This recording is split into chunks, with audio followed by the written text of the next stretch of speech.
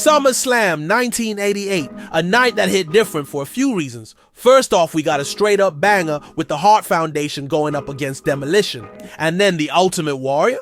Man came in hot, snatched the Intercontinental title in record time. But the real shocker? Miss Elizabeth pulling a bold move by whipping off her skirt to throw off the mega bucks.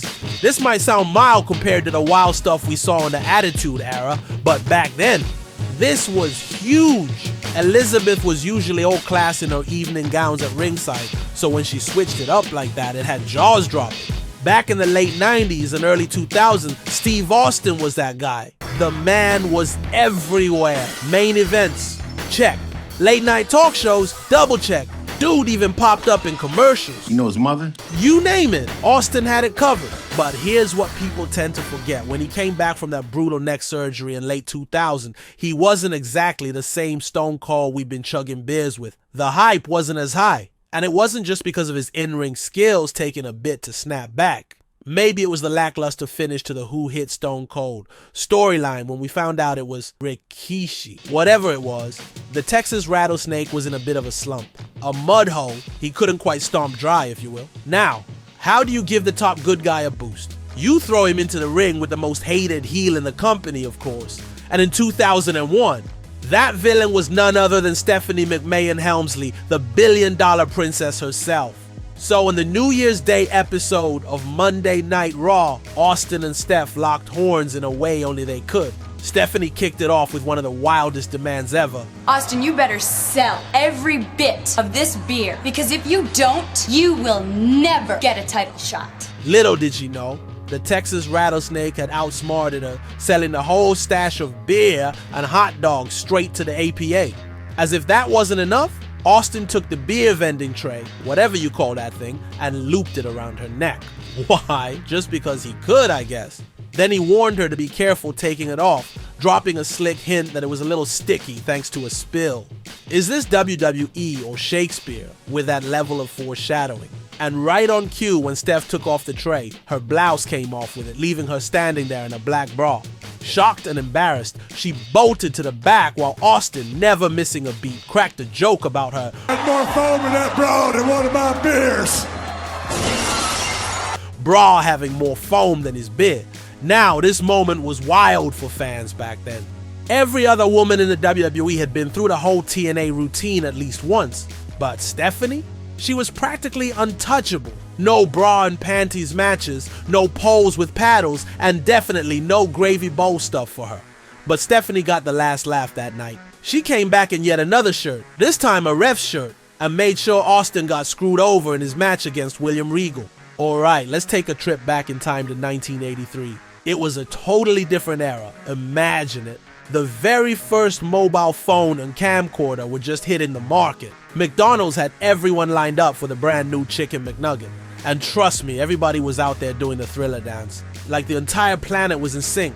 But nothing could out-hype the holiday season's hottest item. This weird doll creation called a Cabbage Patch Kid.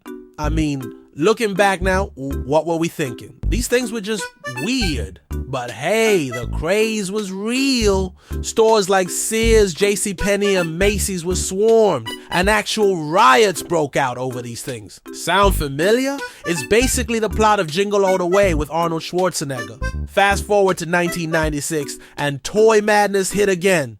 This time, the world went nuts over a little red giggle machine called Tickle Me Elmo. He'd laugh, shake, and talk when you poked him, and kids were losing it. Meanwhile, WWE was trying out a fresh vibe, testing the waters with more edgy in-your-face content. They had just launched a new show, Shotgun Saturday Night, and decided to show the world how hip and with it they were by putting their own spin on Elmo. Here's how it went down. The week before, Melina had, let's say, distracted Goldust's opponent with a bit of a wardrobe reveal.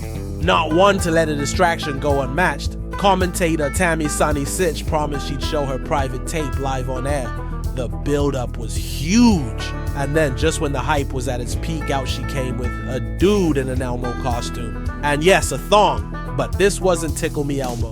This was Fondle Me Elmo. Sonny would clap twice, the lights would dim, and Elmo would get himself some, let's say, sunshine. The McMahon Helmsley era, that whole saga was pure WWE drama at its finest. Picture this. Stephanie McMahon is engaged to Test, and they're all set to tie the knot live on Monday Night Raw. Enter Triple H, who reportedly got a bartender to spike Stephanie's drink at her bachelorette party, kidnapped her, and took her through a drive-thru wedding chapel in Vegas. And yep, he married her while she was unconscious. Yikes. But plot twist. This wild move set the stage for Stephanie to later turn on her own dad Vince and reveal the entire thing was a setup.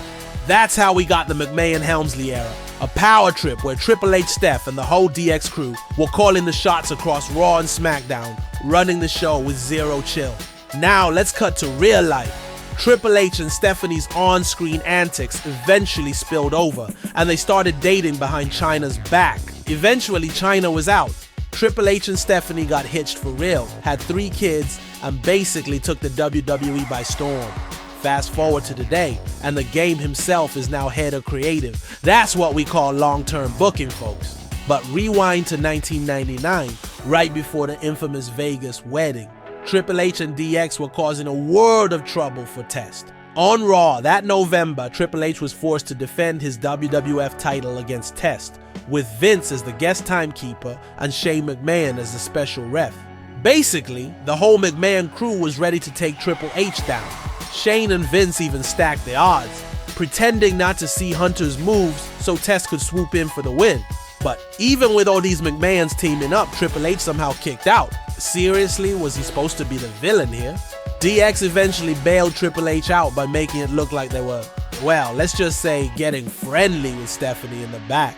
Vince, Shane, and Test all ditched the ring to save her, only to find out DX's whole act was just that, an act. Turns out they'd hired an actress to pull one over on the McMahons. See, not so bad, right? Just classic DX doing what they do best, making the McMahon family look like they've lost their minds. Now, let's talk extreme dance moves, aka WWE's attempt at spicing things up. Look, the Nitro girls were kind of genius, right? They were like cheerleaders for wrestling, and sports fans are used to a squad hyping up the crowd during downtime. Heck, hockey's got ice girls. Imagine the chill. So WWECW came up with its own take, a little spicier than PG though. Our first exposure, Kelly doing a striptease right there on episode 1, because apparently that's all we needed to know about her character. Zero wrestling backstory, no ties to anyone, just that she loved an audience. Eventually she got her own troupe. Kelly, Brooke Adams, and Layla L, or as they were known, Extreme Expose. Each week they dance in routines that were way less cheerleading and way more gentlemen, get your dollar bills ready. And don't worry, I totally watched a bunch of these for the research. The things I do for y'all, I swear. Now let's break down the crew. Brooke was the booty shaker, Kelly did backflips, pretty impressive, and Layla L was the only one with a legit dance background. Not sure about Layla's lollipop routine though, but hey, the group didn't last long. Brooke eventually got released, moved on to TNA, and Kelly and Layla headed into singles wrestling.